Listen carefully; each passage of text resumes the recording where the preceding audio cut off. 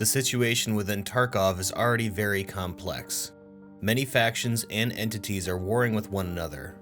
Bear, USEC, Terragroup, Scavs, Raiders, the UN, and then of course the Russian Federation trying to contain it all.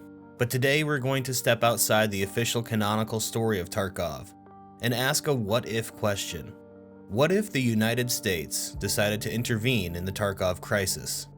What kind of military, political, and logistical implications would that have? Let's take a look. First, we need to see if there is a plausible reason that the United States would intervene militarily. Since World War II, the way that America goes to war has changed. The American Constitution grants Congress the sole right to declare war, which it hasn't done since World War II. And yet the United States has engaged in numerous military conflicts since. The reason for that is that US presidents have exercised their executive authority to deploy troops all over the world, and for a variety of reasons. In the case of the Tarkov crisis, a US president could plausibly make the argument that military intervention is warranted for a variety of reasons. These include Humanitarian. A US spokesperson speaking at a UN assembly could call for military action due to the genocide going on within Tarkov. Tarkov City, being a major metropolitan area, was likely home to millions of people. The evacuation efforts were incomplete, meaning that a large number of people were trapped inside the city. Not only are Scavs being exterminated in wholesale numbers, but the sheer amount of death and bodies that can be found all over the Tarkov area would absolutely attract the attention of humanitarian organizations around the world. And while the Scavs are obviously hostile to nearly everyone, they could be portrayed as helpless victims to the Tarkov crisis to legitimize military action. It's also plausible that unarmed civilians are being starved or killed within Tarkov, and that the Russian Federation isn't doing enough to stop it, so someone has to step in. National security of allies. Neighboring NATO countries such as Latvia, Lithuania, Estonia, and Poland could raise concerns of the Tarkov conflict spilling out of the borders of Russia and spreading to their cities and capitals. This isn't too far-fetched, as in the real world, it is extremely difficult to contain extremely complex and violent crises, as exemplified by various civil wars and terrorist insurrections in just the past 2 decades.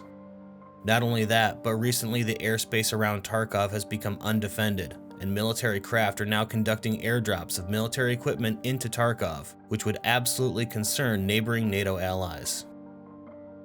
Rescue of US military personnel or citizens. While the United States doesn't deploy its military in every single case of a US citizen abroad in danger, the Tarkov situation is unique to say the least. First, many members of USEC are likely current or former members of elite US military organizations, such as the US Special Forces, the CIA, FBI, or other similar organizations. Being trapped in a hostile situation in Russia, where their death or capture could pose a national security risk, may warrant the use of military intervention. Second, there may be a large number of US citizens trapped within Tarkov. It's unknown just how many USECs are within Tarkov, but it may number in the thousands. There may also be Terragroup employees that are US citizens, with connections to high-ranking figures in American military, science, or intelligence organizations. Successfully rescuing these people could become a priority for the US government. Concerns of weapons of mass destruction.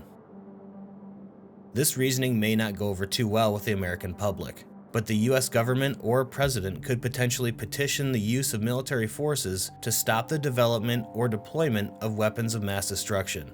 Terragroup was engaging in the mining of fissile material before the Tarkov crisis, and it's obvious that nuclear materials are being handled or processed at the Terragroup labs.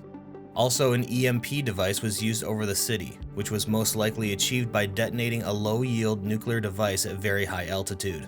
Something that wouldn't go unnoticed by the world community. The argument could be made that since the Tarkov crisis was not solved within a reasonable amount of time, and with unknown parties within or around Tarkov being in possession of nuclear or EMP weapons, that military action must be taken. These are just a few plausible reasons, or a combination of these reasons could be used to warrant military forces being deployed. But now we must ask, how exactly would the intervention be executed? A full-scale military invasion of Russia is highly unlikely. This would be overly hostile towards the Russian Federation, which could react very violently to such a heavy-handed show of force. If things were to spiral out of control, it could result in full-blown conflict between two of the largest nuclear superpowers on Earth. I think that the first and most logical course of action would be to extend a helping hand to the Russians. Rather than invade a city within their borders without knocking first, US diplomats would propose a joint military response effort with the Russian military, offering to divide the city up into areas where US forces would focus its efforts and where the Russian Federation would mainly operate.